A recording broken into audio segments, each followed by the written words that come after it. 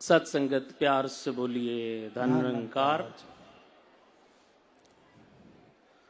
सत्संगत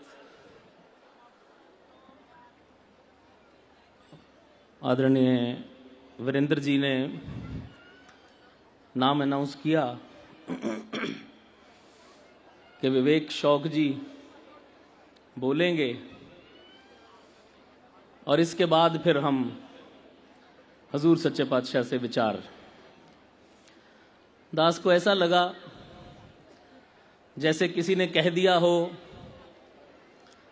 कि अब हम ये मोमबत्ती जला रहे हैं और इसके बाद सूर्य उदय होगा। जहां सतगुरु बाबा जी के आशीर्वाद हमें मिलने हैं वहां कौन विवेक शौक और कौन वक्ता। हम तो दरअसल सभी श्रोता हैं। साथ संगत वक्ता केवल एक ही होता है। बाकी थोड़ा बहुत अगर ये कह लें कि जब तक ये नमस्कार चल रही है, जब तक इंतजाम हो रहे हैं, जब तक इन भक्तों ने भगवान के दर्शन करने हैं, उस समय तक सिर्फ उस समय को निकालने के लिए हम बाबा जी का संदेश पहुंचाते हैं या आपस में अपने कुछ तजर्बे बयान करते हैं तो अलग बात है। वक्ता तो हम नहीं हैं, वक्ता तो यही है। बोलने वाला बोल रहा होता है। दास कई बार कहा करता है कि ये माइक्रोफोन अगर मेरे सामने पड़ा है तो ये माइक्रोफोन अपने आप को वक्ता नहीं समझ सकता। बोलने वाला बोल रहा है, ये माइक्रोफोन आगे स्पीकर के जरिए, एम्पलीफायर के जरिए सिर्फ उस आवाज को एम्पलीफाई करके पहुंचाता है। इसी तरह से अगर बाबा जी की बात किसी ने भी हम तक पहुंचा दी तो वो वक्ता नहीं, वो सिर्फ संदेशवाहक है, सिर्फ उस बात को कहने के लिए एक जरिया बन गया। लेकिन उसमें भी तालियां बज जाती हैं, उसमें भी वाह वाह हो जाती है।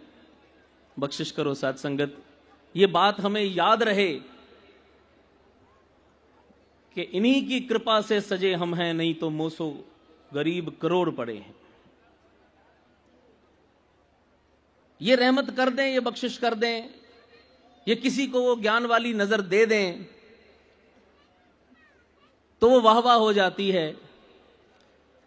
और जिस दिन इंसान ये समझ ले साथ संगत कि मैं अपने कर्म से कुछ कर लूंगा, उसी दिन मुंह की खानी पड़ती है। इन्होंने तो अपना कर्म कर दिया, इन्होंने तो जो हमें इस सच्चाई के साथ जोड़ना था वो जोड़ दिया।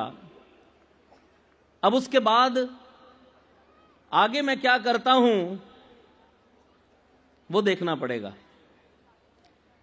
आज मॉडर्न जमाना है, लोग धार्मिक बातें पसंद नहीं करते। हमारी यंगर जनरेशन का जमाना है जो कहते हैं हमें तो आज की बात बताइए, हमें नहीं मालूम इतिहास में या माइथोलॉजी में क्या हुआ, हमें नहीं मालूम कि कैसे द्रौपदी की लाज रखी, हमें नहीं मालूम कि भीलनी के जूठे बेर कैसे खाए। आज जमाना है आज के दौर का, आज के दौर की ही बात समझ में आती है, इसलिए वही बात करता हूं। और उसमें हर्ज भी नहीं, क्योंकि साथ संगत जब प्रभु पिता परमात्मा हर जगह है तो हर जगह से लिया जा सकता है, हर जगह देखा जा सकता है। आज मैकडॉनल्ड्स का जमाना है, आज सबवे का जमाना है। आपने भी देखा होगा, दास ने एक नजारा देखा, वो आपके चरणों में रखना चाहता हूं। एक सबवे में सैंडविच बनवाने के लिए खड़ा हुआ। आपने भी बहुत बार देखा होगा, दास ने भी देखा, आजकल हाइजीन का इतना ख्याल रखा जाता है कि वो पॉलिथीन के दस्ताने, ग्लव्स पहन के आपके लिए सैंडविच बनाते हैं ताकि हाथ की मैल या कोई किसी किस्म का कोई जर्म, कोई बैक्टीरिया जो है वो आपके सैंडविच में न चला जाए, शुद्ध रहे। वो पॉलिथीन का सैंडविच, पॉलिथीन का ग्लव पहन के जो सैंडविच बनाया जाता है, अपनी तरफ से उसको बहुत साफ माना जाता है। दास भी खड़ा हुआ है, पंक्ति में, लाइन में खड़ा है, सबसे उनका ऑर्डर लेके उनका सैंडविच बनाया जा रहा है। उनमें से एक जो सेल्समैन था, एक जो बेच रहा था, बना रहा था, उसने किसी का सैंडविच बनाया और उसका वो दस्ताना अभी पहना हुआ था। दास की नजर गई तो एक नया नजारा देखा। वो पॉलिथीन का ग्लव उसने पहना हुआ है सैंडविच बनाने के बाद, उस दस्ताने को पहने पहने वो अपने कान में उंगली डाल के सिकड़ा था।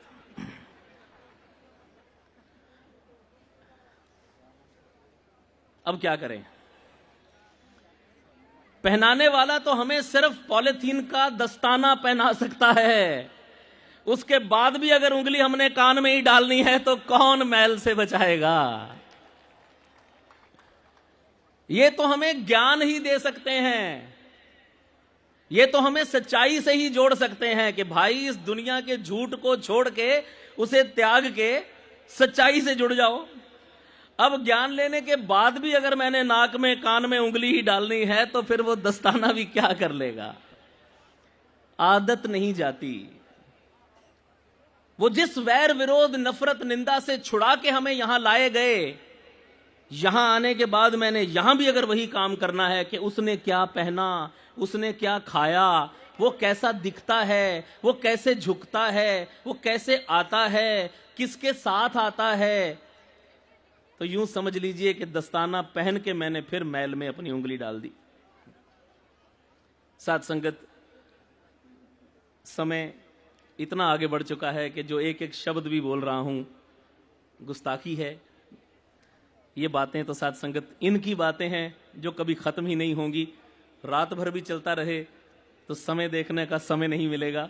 लेकिन साथ संगत, आज यहीं विराम देते हुए, बहुत लंबी बात न कहते हुए, दास आप सभी महात्माओं से क्षमा याचना का प्रार्थी है कि कृपा करो, जहां ये जोड़ रहे हैं वहां मैं जुड़ पाऊं। मेरी हालत उस भिखारन जैसी ना हो जाए जिसके बारे में सुना करते थे कि वो मांग मांग के निवाले खाती थी और किसी राजा को तरस आ गया, उसने रानी बना दिया। रोटी के समय उठ के चली जाती थी मेज से। 2, 3, 4 बार देखा। एक बार राजा ने कहा जरा देखूं तो सही करती क्या है, तो देखा साथ वाले कमरे में एक आला बना हुआ था, वहां पे रोटी के निवाले रख के वहां खड़ी कह रही है, आला दे निवाला, आला दे निवाला। भीख मांग के खाने की आदत नहीं गई। इसने तो रानी बना दिया लेकिन अंदर से भिखारनी रह गई। बख्शिश करो, इन्होंने अपना कर्म कर दिया है, हम भी थोड़ा थोड़ा अपने कर्म की ओर ध्यान दें और वो भी इन्हीं के आशीर्वाद से होगा। इनसे आज यही दुआ, यही याचना करता हूं कि हम सबको जो आपने ये नामदान दिया है, ये सच्चाई के साथ जोड़ा है, तो मुझे वो नजर भी दे, मुझे वो सोझी भी दे, मुझे वो समझ भी दे कि मैं उसे अपने जीवन में अपना सकूं। क्योंकि ये हथियार इस्तेमाल करने के लिए होते हैं, अलमारी में संभाल के रखने के लिए नहीं होते। बगैर कपड़ों के सिर्फ अंडरवियर पहन के एक आदमी रो रहा था अपने मंजे पे, बेड पे बैठा हुआ, और कह रहा था कि मुझे चोरों ने लूट लिया, मेरा सब कुछ लूट के ले गए, मेरे कपड़े तक उतरवा के ले गए। तो किसी ने कहा सब कुछ लूट लिया? कहने लगा एक चीज मैंने बचा ली। बोला वो कौन सी? तो तकिए के नीचे से पिस्तौल निकाल के कहता ये पिस्तौल मैंने फौरन तकिए के नीचे कर दिया था। तो किसी ने कहा बेटा ये पिस्तौल निकाला होता तो सब कुछ बच जाता। हमारी समस्या ये है साथ संगत कि हम समय आने पे पिस्तौल का इस्तेमाल नहीं करते, उसे तकिए के नीचे छिपा देते हैं सोच के कि चलो कुछ तो बचाओ। ये निराकार का ज्ञान बचाने के लिए नहीं है, इस्तेमाल के लिए है। अपनी जिंदगी के छोटे से छोटे मोड़ पे इसे इस्तेमाल करें और फिर सतगुरु का आशीर्वाद हमारे साथ है। साथ संगत प्यार से बोलिए धन्यवाद।